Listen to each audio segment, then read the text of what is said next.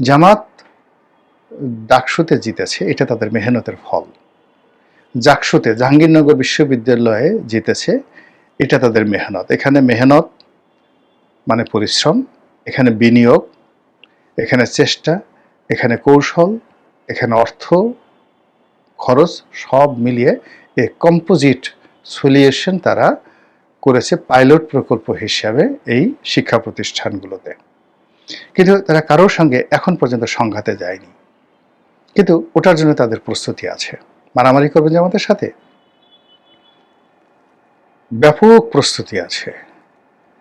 তারা মারামারি যার সাথে, আমি ইঙ্গিতে বললাম, বোঝার চেষ্টা করুন, জামাতের সঙ্গে যারাই মারামারি করতে আসবে, তারা রাজনৈতিক দল হোক বা রাষ্ট্রের কেউ হোক, পাহাড়ি হোক কিংবা রোহিঙ্গা হোক, জামাতের পুরো প্রস্তুতি আছে। এটাই শুধু আমি বলে রাখলাম, যেটা তাদের প্রতিপক্ষরা বুঝতেই পারছে না এখন।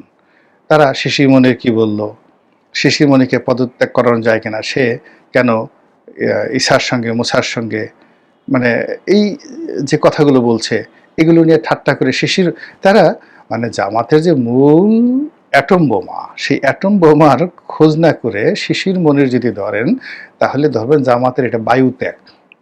সেই বায়ুত্যাগের পিছনে বিএনপির যারা লোকজন ছুটছে, অথচ আসল যে কাজগুলো তারা করে যাচ্ছে, সেই কাজগুলোর ইঙ্গিতে তারা পাচ্ছে।